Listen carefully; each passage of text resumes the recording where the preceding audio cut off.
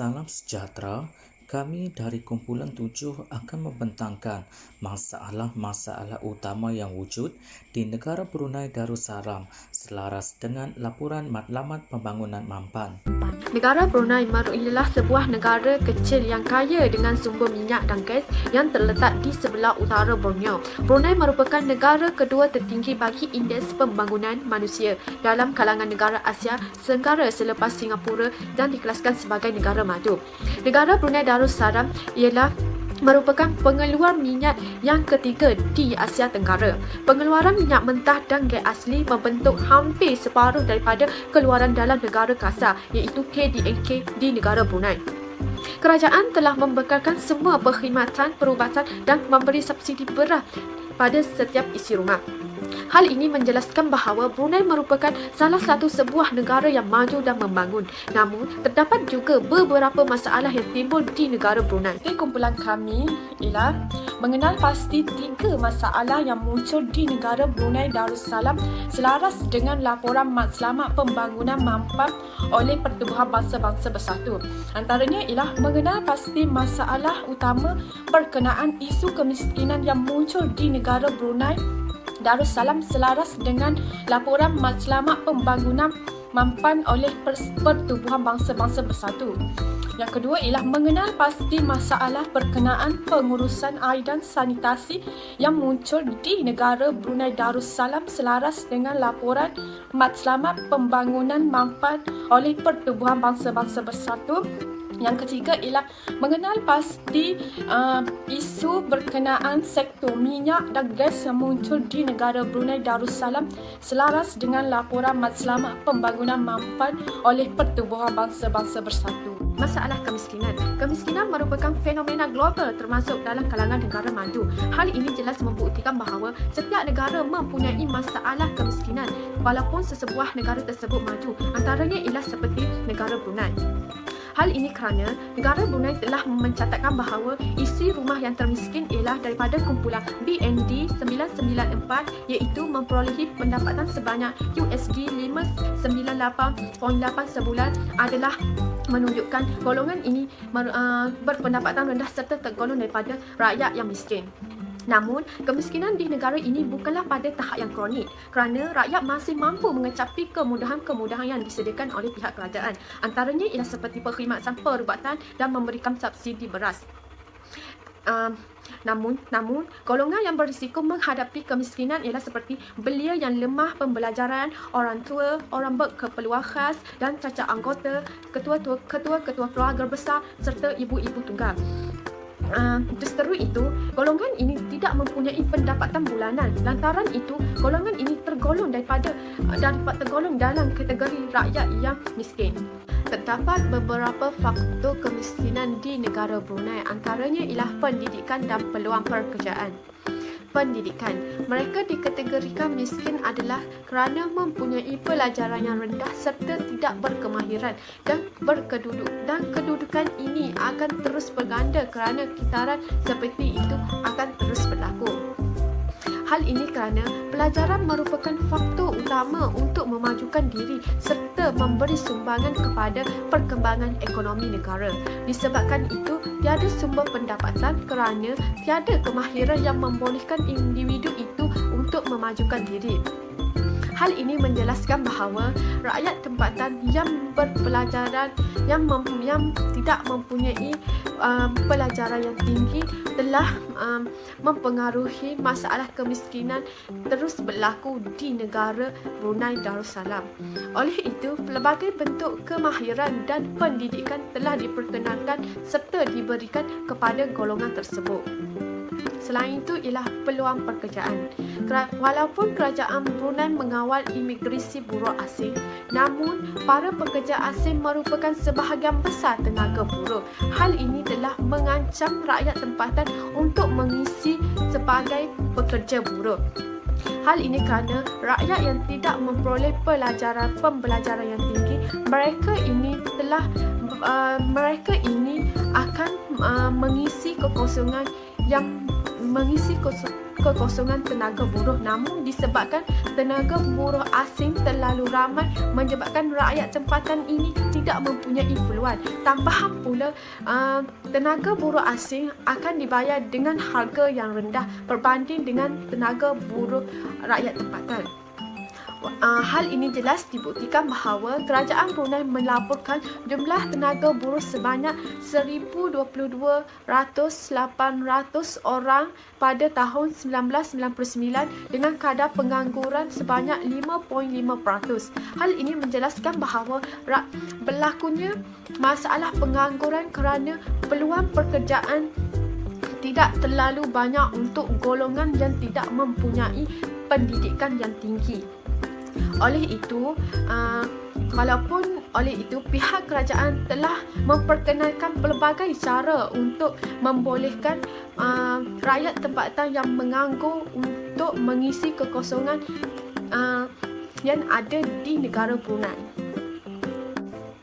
Hal ini jelas menunjukkan bahawa kemiskinan di negara Brunei Darussalam dikenali sebagai kemiskinan relatif, iaitu disebabkan beberapa jurang, antaranya ialah seperti ekonomi, pendidikan dan peluang pekerjaan. Pembasmian kemiskinan merupakan agenda negara kepada negara Brunei Darussalam dan ke bawah Duli Yang Maha Mulia Paduka Seri Baginda Sultan dan Yang di-Pertuan Negara Brunei Darussalam telah menetapkan iaitu kemiskinan sifar sebagai matlamat tertinggi utama negara.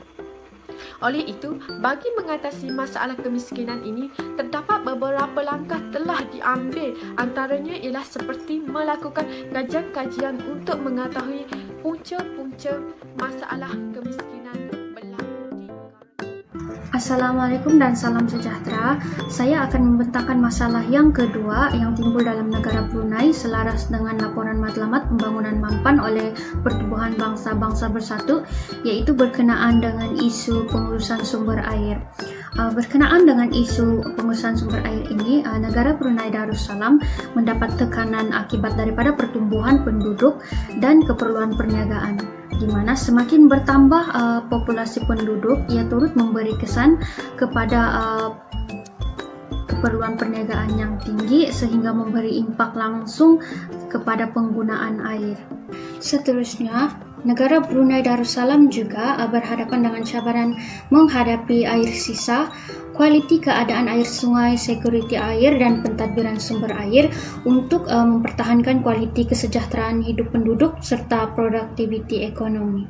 Malahan, negara Brunei Darussalam ini juga mencatatkan salah satu kadar penggunaan air yang tertinggi per kapita di rantau ini. Sebagai contoh, pada tahun 2016, negara Brunei Darussalam telah mencatatkan jumlah penggunaan air sebanyak 420 liter per kapita dalam sehari. Selain itu, dalam isu pengurusan air ini juga muncul isu yang berkaitan dengan pengurusan sanitasi, di mana negara Brunei walaupun sudah 93% penduduk yang menerima sanitasi, namun masih terdapat 7% penduduk tanpa akses terhadap sanitasi. Sebagai contoh, di kediaman kampung air dan sebahagian kecil penduduk tempatan yang tinggal di kawasan terpencil dan pedalaman. Seterusnya, isu yang dihadapi oleh negara Brunei ialah isu tentang sektor minyak dan gas. Negara Brunei Darussalam mempunyai kebergantungan yang sangat tinggi kepada sektor minyak dan gas kerana sektor ini merupakan sektor yang membawa keberuntungan kepada negara Brunei sehingga mampu membawa negara Islam ini ke arah kemajuan dan kekayaan. Namun, sektor minyak dan gas ini dijangka mengalami penurunan keluaran dan kejatuhan harga minyak dunia. Berbangkit daripada keadaan ekonomi dunia yang tidak menentu yang disebabkan oleh pandemik COVID-19 telah memberi impak yang menyeluruh ke atas industri minyak dan gas. Keadaan ini juga dapat dilihat di negara Brunei Darussalam. Menurut laporan ASEAN New Plus 2020, negara Brunei mencatat penurunan peratusan keluaran minyak sebanyak 1.3%. Begitu juga dengan penurunan jumlah gas asli cecair dari 984,000 343 million British thermal unit sehari pada tahun 2019 menjadi 910,974 million British thermal unit sehari pada tahun 2020. Keadaan ini membimbangkan kerajaan Brunei kerana masalah seperti ini pernah berlaku pada tahun 2012 hingga tahun 2018. Dalam kata lain, sejarah berulang kembali. Menurut Jabatan Perancangan Ekonomi dan Statistik pada tahun 2020, penurunan jumlah pengeluaran minyak Brunei adalah daripada 159,012 tong sehari pada tahun 2012 menjadi 111,508 tong sehari pada tahun 2018. Walau bagaimanapun, industri minyak dan gas sememangnya memberikan sumbangan yang baik kepada kemakmuran, kesejahteraan dan pembangunan sosioekonomi negara Brunei. Sebagai contoh, minyak petrol dihasilkan untuk kenderaan kita, manakala gas digunakan untuk memasak, membuat barangan plastik dan lain-lain. Namun, penurunan keluaran minyak dan gas menyebabkan pembangunan ekonomi negara Brunei menjadi perlahan. Untuk menangani isu dan masalah yang berlaku di negara Brunei, cara mengatasi isu kemiskinan di Brunei yang pertama ialah kerajaan negara Brunei telah memberikan rumah bantuan kepada mereka yang layak supaya mereka ini mempunyai tempat yang selesa untuk berteduh. Bukan itu sahaja, dalam menangani isu kemiskinan juga beberapa usaha lain yang turut dilaksanakan. Antaranya ialah meningkatkan tahap kehidupan seperti pendidikan, kesihatan, pembangunan infrastruktur yang semakin pesat dan juga bekalan air yang bersih. Beberapa bantuan juga disalurkan kepada mereka yang memerlukan yang tergolong di dalam kategori miskin seperti bantuan keperluan asas, bantuan kebajikan, allowance pendidikan, allowance sara diri, pencen tua dan sebagainya. Terdapat juga usaha untuk membantu mereka keluar dari kepompong kemiskinan iaitu dengan bantuan kemiskinan mikro sebanyak RM3,000 mata wang Brunei yang bertujuan untuk membolehkan rakyat di negara yang kurang berkemampuan untuk memulakan perniagaan mereka secara kecil-kecilan. Jadi, kalau dapat kita lihat, kerajaan Brunei memang memandang serius terhadap isu kemiskinan ini di negara mereka. Selain itu, cara untuk mengatasi isu kedua iaitu isu pengurusan air dan sanitasi. Bagi mengatasi masalah tersebut, beberapa pendekatan telah dikenal pasti khususnya untuk memastikan sistem bekalan air yang berterusan dan sumber air yang lestari terjamin. Perkara ini meliputi perancangan dan pengembangan bersepadu dengan tujuan untuk mewujudkan landasan perkongsian data, perkongsian pengetahuan melalui kajian tertentu dan perancangan induk serta menyelaraskan dasar-dasar yang berkaitan dengan pengurusan sumber air di negara Brunei. Selain itu, dalam usaha untuk meningkatkan keselamatan air khususnya untuk keperluan masa depan, kerajaan Brunei telah merancang dan mengemaskini permintaan bekalan air melalui kajian tertentu dalam penyediaan sumber air transboundary dari daerah temburuk, iaitu daerah-daerah yang kurang penduduk ke daerah yang paling ramai penduduk. Melalui projek-projek di bawah rancangan kemajuan negara Brunei, sebanyak 93% penduduk akan mendapat akses terhadap sanitasi, manakala selebihnya iaitu 7% tanpa akses sanitasi seperti di kediaman air yang lama dan sebahagian kecil dari tempat yang terpencil dan di kawasan pedalaman tidak akan mendapatkan sanitasi air. Sasaran pihak kerajaan Brunei adalah untuk meningkatkan akses terhadap sanitasi dari 93% kepada 97% menjelang tahun 2035 nanti. Seterusnya, cara mengatasi isu sektor minyak dan gas di negara Brunei yang pertama ialah dari segi peluang pekerjaan. Untuk memastikan peluang pekerjaan sentiasa ada khususnya untuk rakyat Brunei sendiri, Kerajaan Brunei memainkan peranan yang tersendiri. Kerajaan Brunei boleh mengawal jumlah imigrasi buruh asing dari luar negara misalnya. Bukan itu sahaja, bagi buruh asing yang bekerja di sektor minyak dan gas, permit kerja yang diberikan kepada mereka mestilah dalam tempoh yang singkat dan harus diperbaharui secara berterusan. Dengan cara sebegitu, pekerja asing yang tidak memperbaharui permit kerja dalam masa yang ditetapkan boleh dipulangkan ke negara asal mereka. Dengan begitu, barulah peluang pekerjaan ini akan sentiasa ada untuk rakyat Brunei sendiri. Untuk mengelakkan kebergantungan negara Brunei terhadap sektor minyak dan gas, Kerajaan Brunei juga turut memberikan keutamaan mereka terhadap sektor penternakan dan pertanian. Buktinya, Kerajaan Brunei memiliki sebuah ladang lembu di Australia yang membekalkan kebanyakan daging lembu di negara Brunei.